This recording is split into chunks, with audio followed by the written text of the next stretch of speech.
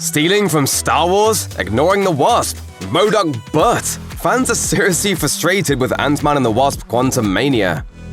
The first big issue fans took with Ant-Man and the Wasp Quantumania is the lack of quantum realm rules. The entire premise of the quantum realm is that it is an unknown location, seemingly ruled by chaos. However, the film tries to reflect this by letting a bunch of inexplicable things happen and not giving the audience any sort of explanation for the events. While a few things were explained, like how the ooze let the characters understand every language if consumed, that just left the other aspects of the quantum journey that were not even touched on even more confusing. For example, how could humans breathe air in a subatomic atmosphere? It makes sense that the creatures who live down there have adapted to their surroundings, but when Scott and company head to the quantum realm, they can all breathe the air without their suits. One fan on Twitter even questioned how breathing was even possible if the quantum realm is smaller than air molecules. This isn't exactly ant science, is it? One of the biggest gags of the film was the introduction of MODOK. The man behind MODOK turns out to be a face that Ant-Man fans will recognize from the franchise, Darren, played by Corey Stoll. Making Darren the person inside the mechanism is a decent enough idea, especially since Marvel films love to bring back familiar faces. However, the character ultimately ends up being a little more than a big joke and not much of a threat at all.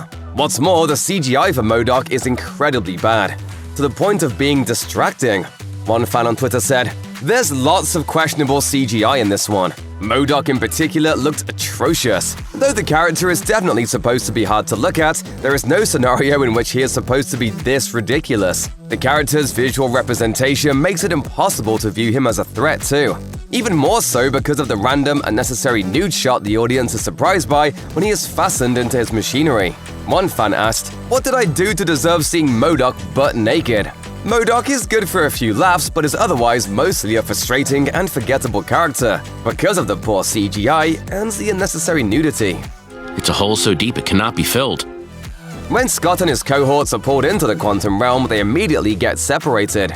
This leaves Scott and Cassie searching for Hank, Janet, and Hope. Having spent 30 years in the quantum realm, Janet knows the most out of all of them and is their best bet to navigate their way through the chaotic environment. Janet leads Hank and Hope to a bar of sorts, and fans of the Star Wars franchise may feel familiar with this setting, especially because of its distinct similarities to the Mos Eisley cantina in Star Wars A New Hope. In Ant-Man and the Wasp Quantumania, creatures of all kinds are seen drinking together at the bar, just like in A New Hope. This led some fans to believe that the bar scene was further proof that Quantumania was trying a little too hard to be like Star Wars. One Twitter user was upset about the similarities and tweeted, "Why was Quantumania just a weird Star Wars ripoff? MCU baby, what is you doing?" Another Twitter user noticed some similarities with another popular MCU film, writing, "Quantum Realm is basically Star Wars times Guardians of the Galaxy. Though the creatures are not the same and there are certainly some unique elements, the energized music and overall setting were too similar to the famous cantina scene for many viewers."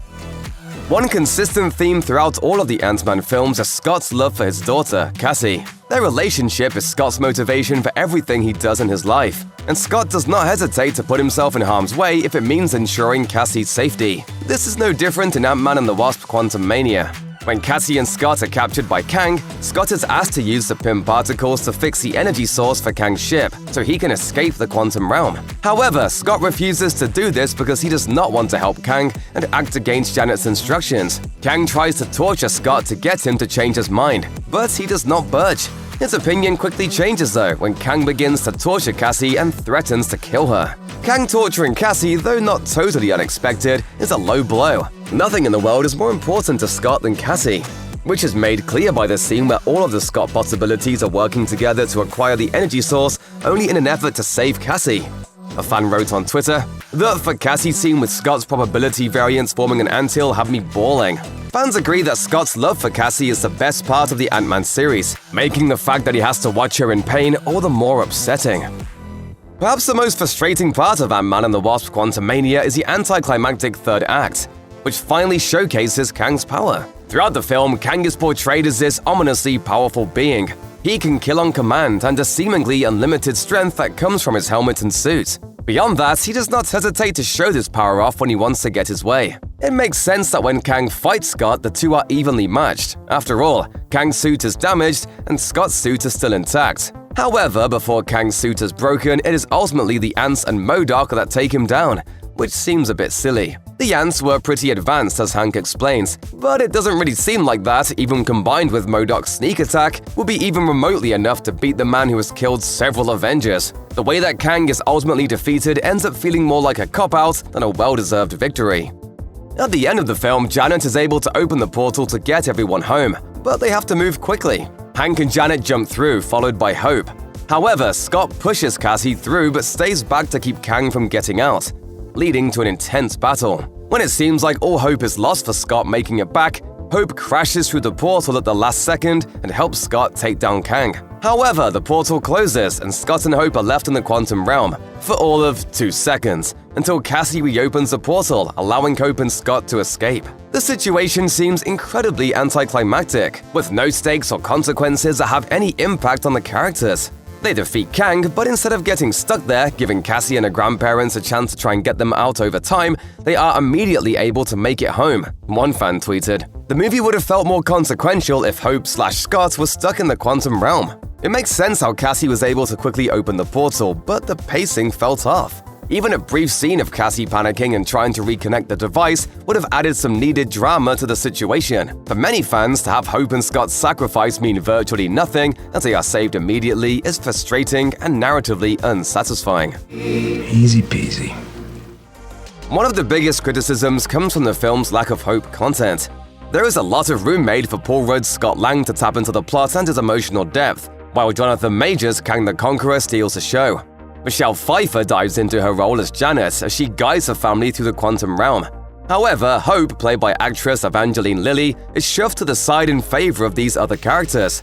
Fans found this pretty disappointing, especially since the film is supposed to be Ant-Man and the Wasp, not just Ant-Man.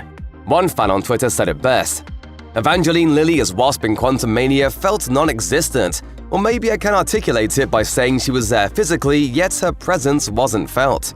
Another fan theorized on Twitter that Lily might have been shoved to the sidelines because of her vaccination views, which she publicly talked about during the coronavirus pandemic. However, as the same user points out, Letitia Wright, who took the lead in Black Panther: Wakanda Forever, has similar views and is in nearly every scene of her film.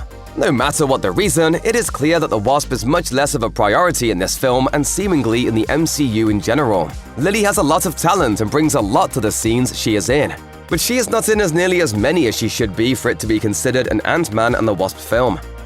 Though this is not a specific moment from the film, we would be remiss if we did not mention how upset fans were upon the recasting of Cassie. Everyone knew young Cassie from the first couple of films would be recast because of the blip, but Catherine Newton was not supposed to be Cassie. The role was supposed to be played by Emma Furman, a young actress who played Cassie for a brief scene in Avengers Endgame. Her emotional depth and resemblance to Rudd's Scott Lang were evident from just a short scene with the two of them. So why did Newton play Cassie? When Furman was cast, Cassie's role was just a small bit part for one film. Now that Cassie has been given a more important role in the MCU, the casting team at Marvel opted for someone with more experience and more recognizable name. Unfortunately, Furman was not told of this change directly, and many fans weren't happy. In a Twitter post, one fan wrote, "Emma Furman, Cassie's actress from Endgame, was robbed of the chance of a lifetime and found out about it the exact same way we all did, through the announcement on social media. They didn't even tell her." The way it was handled is devastating and leaves fans wondering if Furman would have been the better choice for the role.